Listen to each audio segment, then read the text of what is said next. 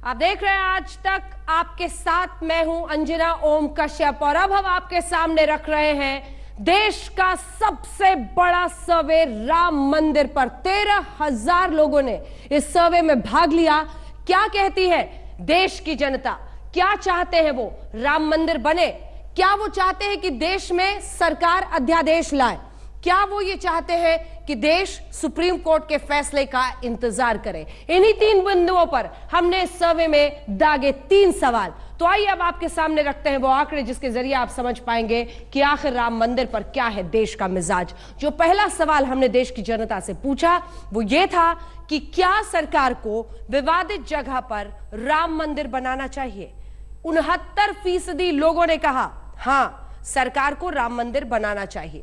नहीं कहने वाले 22% लोग थे, जबकि पता नहीं वाले भी 9% लोग आपके सामने हैं। तो विवादित जगह पर सरकार को मंदिर बनाना चाहिए ये कहने वाले 69%, सबसे ज्यादा लोग 69% लोग कह रहे थे कि हां, राम मंदिर सरकार को बनाना चाहिए। अब बारी आती है अध्यादेश की। क्या सरकार को अध्यादेश लाना चाहिए? अध्यादेश का जिक्र आप लंबे वक्त से सुन रहे हैं, तो जन राय इस पर यह है कि 67% लोग के लिए लोग कह रहे थे कि अध्यादेश सरकार को लाना चाहिए। 24% कहते हैं नहीं, साफ स्पष्ट नहीं। लेकिन 9% ऐसे लोग हैं जो ये मानते हैं कि उन्हें पता नहीं, मतलब वो खुलकर इस पर राय देना नहीं चाहते। 67% देश की जनता ये कहती है कि सरकार को इस पर अध्यादेश लाना चाहिए। और अब आखिरी सवाल, राम मंदिर का निर्माण सुप्रीम कोर्ट के फैसले के मुताबिक होना चाहिए। तो क्या सुप्रीम कोर्ट के फैसले का इंतजार करना चाहिए? ये देखिए 58% लोग कह रहे हैं हां, नहीं कहने वाले देखिए हैं 30% और पता नहीं वाले 12% लोग हैं। तो राम मंदिर पर सुप्रीम कोर्ट के फैसले का सरकार इंतजार करे, देश इंतजार करने, ये मानने वाले 58% लोग हैं। तो राम मंदिर पर देश का सबसे बड़ा सर्वे आपने देख लिया जिसमें सैंपल साइज 13,000 लोग हैं। वो ये कहते हैं, 69% लोग कहते हैं कि राम मंदिर बनना चाहिए विवादित जगह पर। अब परेशानी समझिए, प्रधानमंत्री नरेंद्र मोदी के लिए यह सबसे बड़ी मुसीबत है। देश की आशाएं, उम्मीदें टकटकी लगाए बैठी हैं कि राम मंदिर पर क्या देश की सरकार कुछ करेगी। ज्यादातर लोग सर्वे में भी यही कह रहे हैं। एक तरफ प्रधानमंत्री ने यह साफ कर दिया है कि वो सुप्रीम कोर्ट के फैसले का इंतजार करेंगे, तो चाहे विश्व हिंदू परिषद हो, आरएसएस हो या फिर तमाम हिंदू संगठन हो, संत समाज हो, कुंभ में सब कह रहे हैं मंदिर बनाइए, जल्दी बनाइए।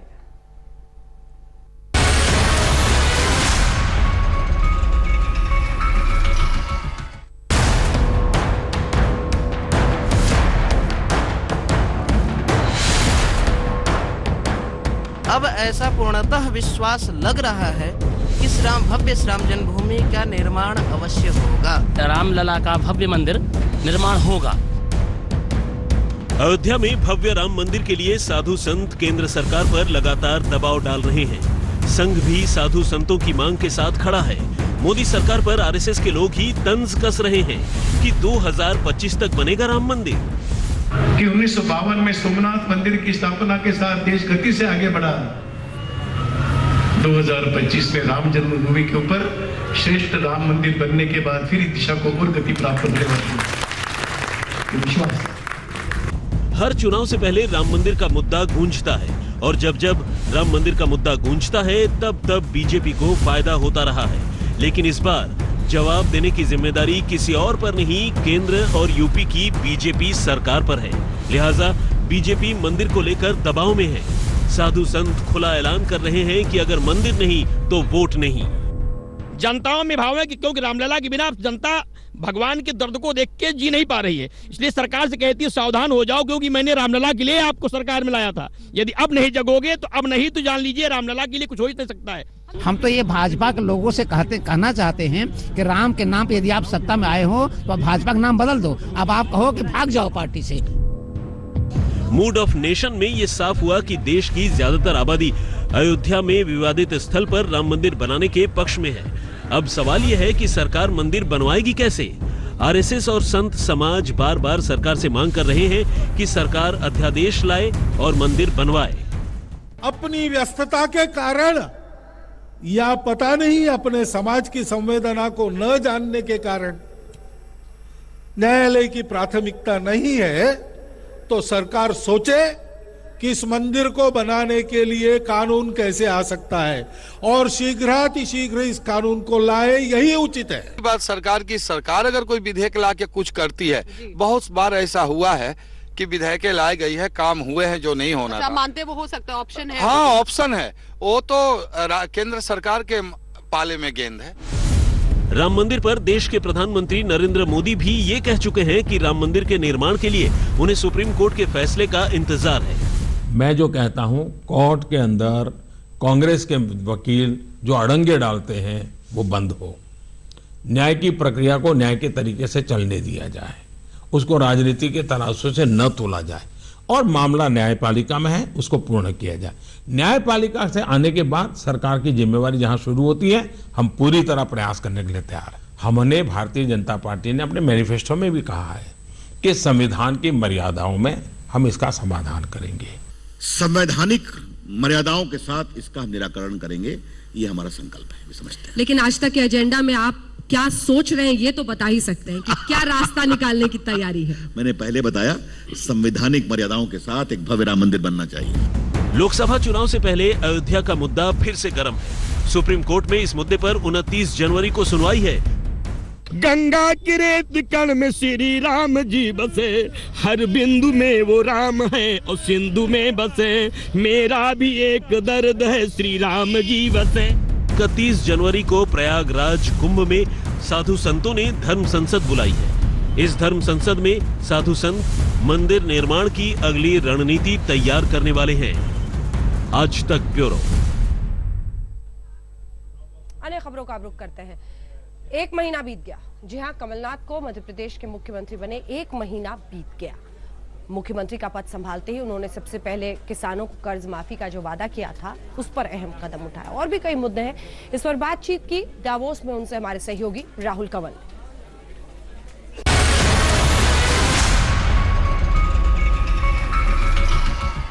कमलनाथ जी, स्वागत है आपका। इस वक्त हम लोग world economic forum Davos Switzerland में हैं और ये वही जगह है जहां पर ठीक 1 साल पहले आपने दावा किया था कि अगर राहुल गांधी आपको कांग्रेस का इंचार्ज बनाकर मध्य प्रदेश भेजते हैं तो आप कांग्रेस की सरकार बना देंगे। तब लोगों को विश्वास नहीं हो रहा था, लग रहा था कि कमलनाथ ऐसे ही बोल रहे, लेकिन आपने कर दिखाया कि आप में है दम।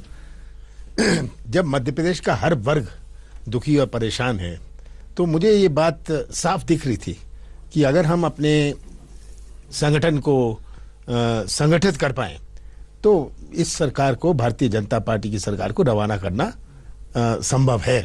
और यही हुआ। हम जितनी सफलता सोचते थे होएगी उतनी हुई नहीं, पर हम चुनाव जीते और लोगों में जो हमारा संदेश था कई जगह नहीं पहुंचा। तो अब हम लोकसभा चुनाव की तैयारी करेंगे। पर हकीकत यह है कि किस्मत ने आपका बड़ा साथ दिया। हम लोगों ने कुछ आंकड़े जोड़े जिसमें निकला कि अगर 10 सीटों पे 4337 वोट बीजेपी को और मिले होते तो शिवराज सिंह डावोस में होते और आप छिंदवाड़ा। देखिए, ये आंकड़े बड़े धोखे के आंकड़े होते हैं, क्योंकि ये आंकड़े का जो कैलकुलेशन करते हैं, एवरेज का करते हैं। अगर आप 2-3 सीट की जो बड़ी संख्या से बीजेपी जीती है वो हटा दीजिए तो पिक्चर कुछ, तस्वीर कुछ अलग नहीं। मैं वो 10 टाइट फाइट वाली बता रहा हूं जहां पे 1000 से कम के मार्जिन पे तय। पर 1000 से कम के मार्जिन पर तो हम कितने हारे? आप तो बीजेपी की बात कर रहे हैं, 1000 से कम कितने हारे? हम कितने हारे? हम भी तो बहुत सारे हारे। तो ये तो होता है, हर चुनाव में होता है कि वो कम मार्जिन से आते हैं बहुत सारी सीटें, हम कम मार्जिन से आते हैं। बीजेपी अपनी हार नहीं मानती। बीजेपी कहती है कि वोट हमें ज्यादा मिले, मजबूत हम ज्यादा हैं। कांग्रेस तो बस बैकडोर से एंट्री कर गई, लास्ट बॉल पे हम लोग हार गए, वरना तो हम जीत गए थे। बीजेपी को अभी तक एहसास नहीं हो रहा है कि वह गवर्नमेंट में नहीं है, कि वह पराजित हुए। ये एहसास होने में भी समय लगता है, मैं सोचता हूँ समय लगेगा उन्हें। पर यह कहना कि हम बैकडोर से आ गए, हमें ज्यादा वोट मिले, ये सब बेकार की बातें हैं। आज प्रश्न है, आपको मध्य प्रदेश के मतदाता ने रिजेक्ट किया और एक दफा आपको रिजेक्ट किया, आपको ये बात स्वीकार करनी चाहिए और अपने आप में सोचना चाहिए कि क्या हमें कमी थी। बीजेपी के महासचिव कैलाश विजयवर्गीय ने आज तक से कहा कि 15 दिन चाहिए, अमित शाह आदेश दें 15 दिन में मैं कमलनाथ की सरकार गिरा दूं। देखिए, ये स्वप्न देखना कोई किसी को रोक नहीं सकता, वो स्वप्न देखते रहे। तो ये हम 15 दिन में ये कर लेंगे, 10 दिन में ये कर लेंगे, ये सब बातों में कोई दम नहीं है। स्वप्न देखें और अब स्वीकार करें कि भाई हम हार गए। नहीं, आप डावोस में एक तरफ आप आगे देख रहे हैं कि आपको पीछे देखने की भी जरूरत है कि आपकी फौज आपके साथ खड़ी है या नहीं? मुझे कोई पीछे देखने की जरूरत नहीं है। मुझे पूरा विश्वास है, मुझे हर कांग्रेस विधायक पर पूरा विश्वास है कि वे मध्य प्रदेश के भविष्य को सुरक्षित रखेंगे। मुझे बीएसपी से और समाजवादी का जो एक है और बीएसपी के दो पूरा विश्वास है। क्या आपको ये चिंता है कि बीजेपी ने डोरे डाल रखे हैं कुछ? क्या भी कांग्रेस के जो विधायक हैं बीजेपी से संपर्क में हैं? क्या बीजेपी उन्हें अपनी तरफ खींचने की कोशिश कर रही है? बीजेपी तो प्रयास कर रही है पहले दिन से और प्रयास करती रहेगी, कोई ना कोई प्रलोभन देके। पर जैसे मैंने कहा, मुझे ये सब बातें, आपके कितने विधायकों से बीजेपी संपर्क में? करीब 6-7 से हैं संपर्क में बीजेपी के। हाँ, जो विधायक मुझे आके कहते हैं उन्होंने हमें ऐसी बात कही वैसी बात कही, वो तो संपर्क में है ही। आप हमें बता रहे हैं आज तक पर कि 6-7 कांग्रेसी विधायक आपको आके बता चुके हैं कि बीजेपी उन्हें तोड़ने की कोशिश। बिल्कुल, वो तो कईयों ने तो मेरे से उनसे बातचीत करने के पहले मेरे से पूछा कि ये इस तरह हम मिलने जा रहे हैं, क्या हम जाएं? मैंने कहा बिल्कुल जाओ, सुनाना मुझे आकर कि उनसे क्या चर्चा हुई। तो क्या चर्चा? तो वो चर्चा प्रलोभन, कभी ये ले लो, तुम्हें ये पोस्ट देंगे, इतना पैसा देंगे, ये सब तो करते हैं। पर इसमें खतरा ये है कि आप भी ब्लैकमेल हो सकते हैं। अगर 6 चले गए, आप 121 पे हैं, 115 पे आ गए आप। बीजेपी के तो बहुत सारे हैं जो आने को तैयार हैं। कितने आने को तैयार हैं? देखिए ये आगे कितने बीजेपी के विधायक कमलनाथ जी? बहुत सारे विधायक जो हैं अपने सामने अंधेरा दिख रहे हैं। वो देख रहे हैं कि हमारे सामने अंधेरा है। वो देख रहे हैं कि किस तरह उनकी रिजेक्शन हुई, भारतीय जनता पार्टी की रिजेक्शन हुई। वो भी अपने भविष्य को सुरक्षित। क्या बीजेपी के विधायकों ने आपसे संपर्क साधा है? मेरे से तो कईयों को तो मैं जानता ही हूँ, संपर्क तो होता ही रहता है। ये कह रहे हैं कि वो बीजेपी को छोड़ने को तैयार है? कई कह रहे हैं। कितने कह रहे हैं? मुझे 5-6 कह रहे हैं। में मौसम की मनमर्जियां।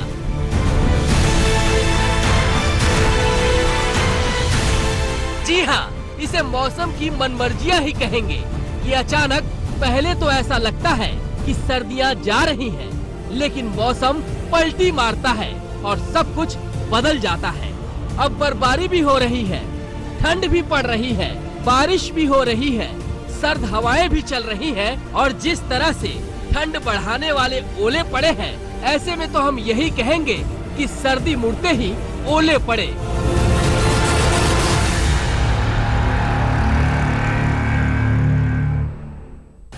स्पेशल रिपोर्ट में न्यूज रूम से फिर आपका स्वागत है। आपके साथ मैं हूं अंजना ओम कश्यप। सर्दी मुड़ते ही ओले पड़े, ठीक सुना है आपने। दिल्ली वाले बड़े आराम से थे कि अब तो धूप निकलने लगी, सर्दी खत्म होने वाली। अचानक बारिश और मौसम के इस यू टर्न ने परेशान कर दिया। ओले पड़े दिल्ली में, तस्वीरें आप 4 देख रहे हैं। अंधेरा दिन में छा गया। नोएडा में भी खूब बारिश हुई, ओले भी पड़े। गुरुग्राम में भी बारिश ने ठंड बढ़ा दी और गाजियाबाद की तस्वीरें देखिए, खूब ओले पड़े हैं।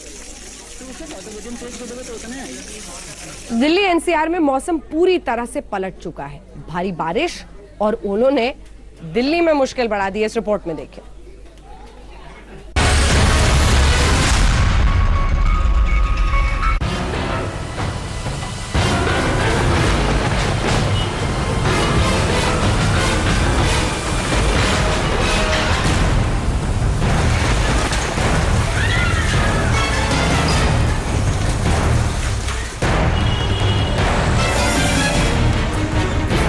ये दिल्ली में मौसम का यू टर्न है।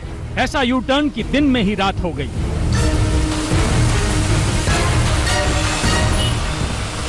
सुबह का सूरज निकलने से पहले ही दिल्ली पर मौसम का ग्रहण लग गया। फिर तो ऐसा लगा कि सुबह के 9 नहीं बजे बल्कि रात के 9 बजे हैं। गाड़ियों की हेडलाइट जल गई।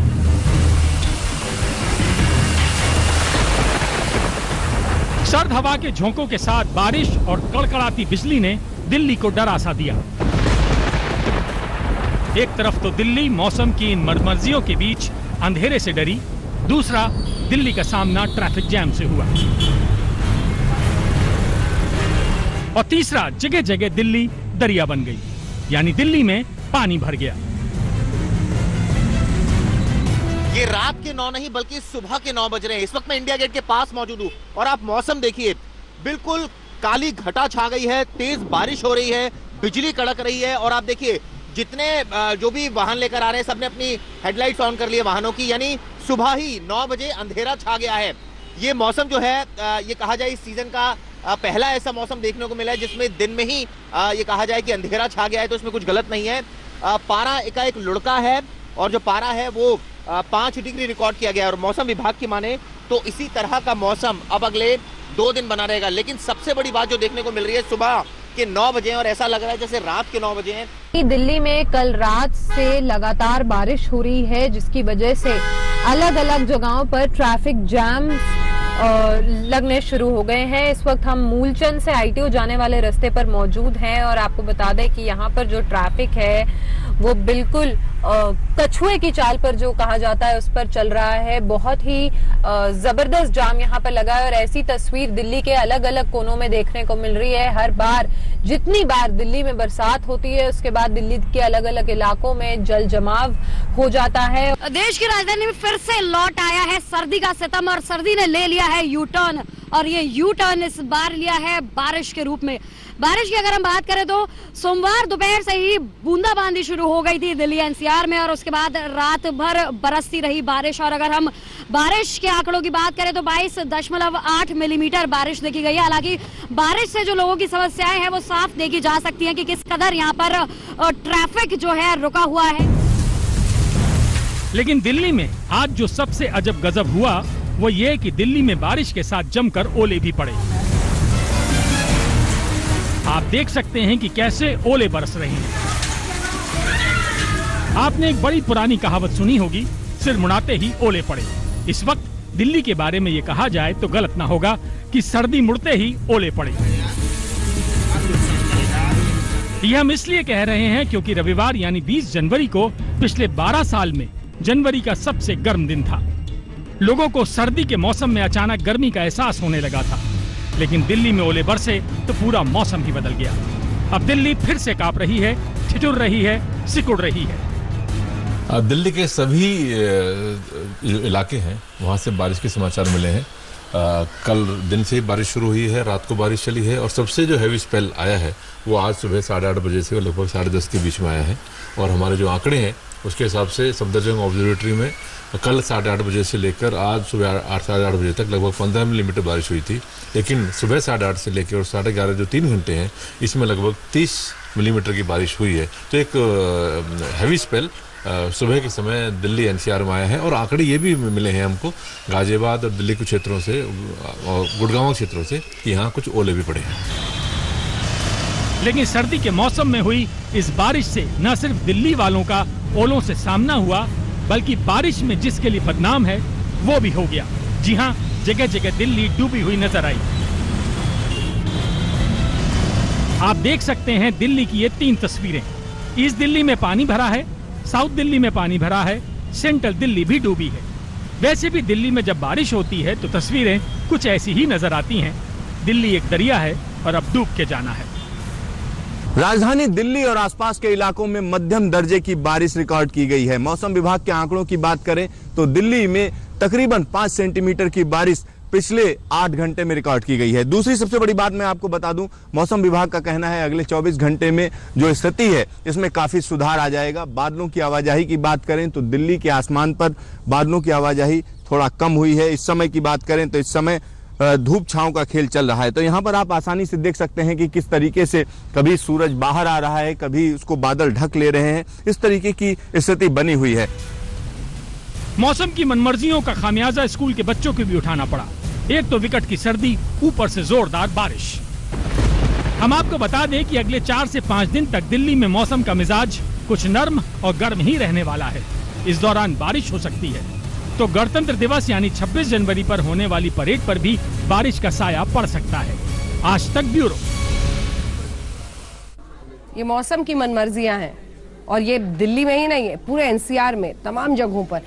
राजस्थान सोचिए, 50 डिग्री से तपने वाले राजस्थान में कोहरा, बारिश, ओले।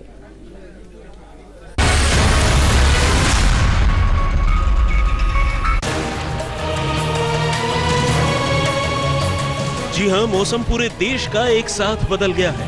बारिश हो रही है, ओले बरस रहे हैं, ठंड से लोगों की कुल्फी जम रही है। सर्दी के मौसम में ठंडी ठंडी हवाएं चल रही हैं। दिल्ली से नोएडा, गुरुग्राम से गाजियाबाद, मेरठ से संगरूर और बाड़मेर से जैसलमेर तक मौसम ने भयंकर यू टर्न लिया है। नोएडा में बारिश हुई तो आफतों का अंबार लग गया। एक तो ठंड, ऊपर से दहशत। दहशत इस बात की कि बारिश में कई सोसाइटी के छज्जे गिर गए, यानी बारिश ने बिल्डरों की पोल खोल दी। इंड्यूस साइक्लोनिक सर्कुलेशन बना है ये राजस्थान के आसपास, तो उससे पंजाब, हरियाणा, दिल्ली, यूपी और राजस्थान, इन सारे इलाकों में अच्छी बारिश की संभावना है अगले 2 दिनों तक। गाजियाबाद में भी सर्दी मुड़ते ही ओले पड़े।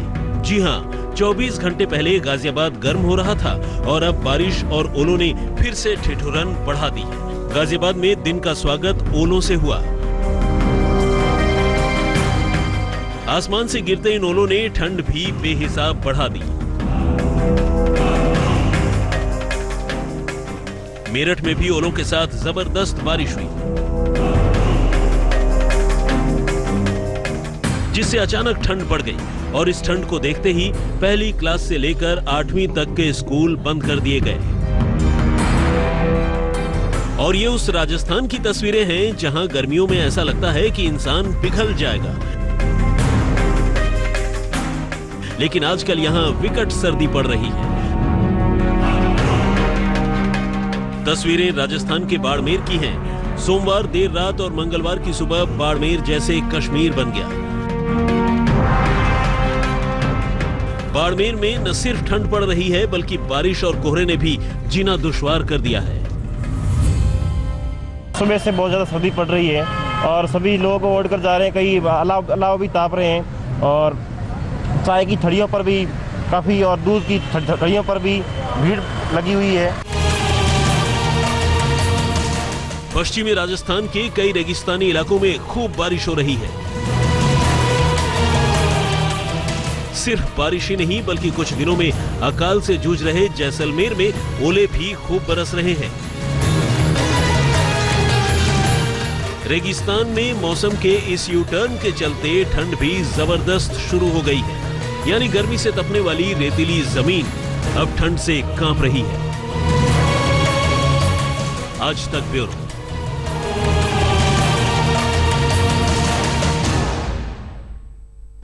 ये जो मैदानी इलाकों में आप मौसम का यू टर्न देख रहे हैं, इसकी वजह जानते हैं? वो है पहाड़ों पर बर्फबारी। जबरदस्त हुस्न और पहाड़ों की इस बर्फबारी को अगर आपको देखना है तो उत्तराखंड और हिमाचल का रुख कीजिए, और तस्वीरें देखनी है तो ये रिपोर्ट देखिए।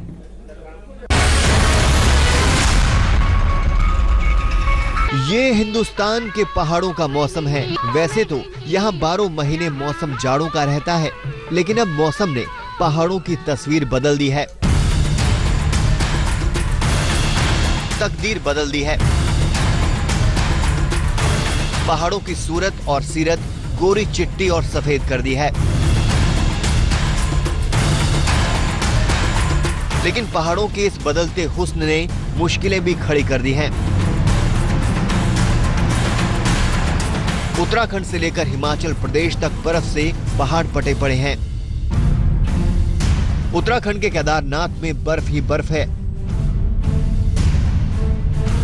बागेश्वर बर्फ से बेहाल हुआ पड़ा है।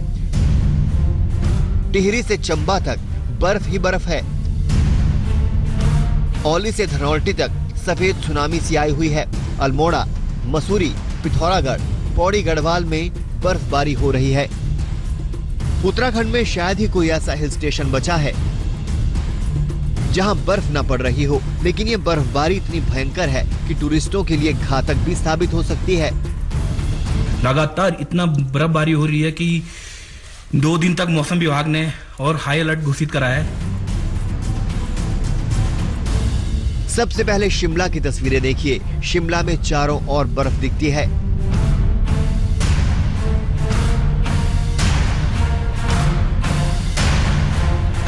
यही हाल हिमाचल प्रदेश में कुल्लू का है। देखिए, मलाना में बर्फबारी की इन तस्वीरों ने जिंदगी की रफ्तार पर ब्रेक लगा दी है।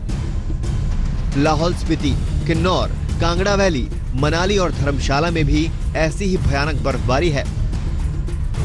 कुदरत ने पहाड़ों पर एकाएक यू टर्न लिया है। जब लग रहा था कि अब बर्फबारी का मौसम खत्म हो रहा है, उससे पहले एक बार फिर कुदरत ने पहाड़ों को सफेदी से ढक दिया है। देखिए, जो आंकड़े हैं वहाँ बहुत भारी बर्फ पड़ी है। भारी से बहुत भारी बर्फ पड़ी है। जम्मू कश्मीर में तो लगभग सभी जगह हैवी स्नोफॉल हुआ है, हिमाचल प्रदेश में भी हैवी स्नोफॉल हुआ है, उत्तराखंड में सभी जगह लगभग 30-40 मिलीमीटर बारिश हुई है और या कहीं कहीं मॉडरेट स्नोफॉल भी हुआ है। पहाड़ी इलाकों में हुई जबरदस्त बर्फबारी के चलते वाहन जहां तहां फंसे हुए हैं। कई इलाकों में पीने के पानी का संकट गहराने लगा है। चिंता की बात यह है कि मौसम विभाग चेतावनी जारी कर रहा है कि आगे पहाड़ पर बर्फबारी रुकने वाली नहीं है। आज तक ब्यूरो। अब आपको लिए चलते हैं पहाड़ों पर। पहाड़ तो वैसे आप उत्तराखंड और हिमाचल के भी देख रहे थे, लेकिन जिसे जन्नत कहते हैं वहां पर कैसे सफेद चादर चारों तरफ दिखाई दे रही है बर्फ की। स्पेशल रिपोर्ट में देखिए।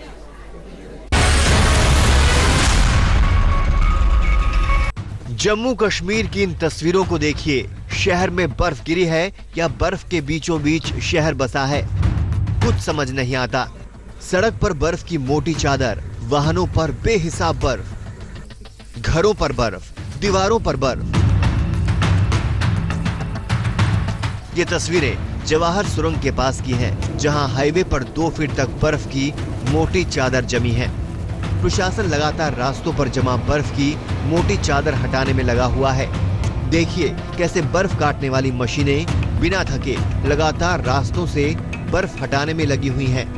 कश्मीर घाटी में पिछले कुछ दिनों से लगातार बर्फबारी हो रही है। आज भी श्रीनगर शहर और दूसरे इलाकों की बात करें तो लगातार बारिशों और बर्फबारी हो रही है। कश्मीर के ऊपरी इलाकों में आज कई सारे इलाकों से बर्फबारी होने की खबरें आ रही हैं और साथ ही साथ एवलांचेस की भी खबरें आ रही हैं। जवाहर टनल जो कि नेशनल हाईवे पे सटा हुआ है, वहां पे एक बहुत ही बड़ा एवलांच आज सुबह ही आया है, जिसकी वजह से पूरा का पूरा रास्ता जो है वो बंद पड़ा है। यही हाल जम्मू के कटरा का भी है। यहाँ माता के दरबार के आसपास जबरदस्त बर्फबारी हो रही है। बेहिसाब बर्फबारी की वजह से जम्मू श्रीनगर हाईवे बंद कर दिया गया है। आज तक ब्यूरो।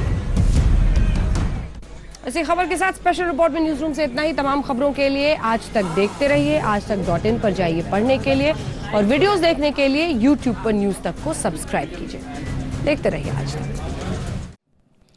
लेटेस्ट खबरों के लिए यूं ही देखते रहिए आज तक, और इस वीडियो के पसंद आने पर लाइक, शेयर एंड सब्सक्राइब करना ना भूलें।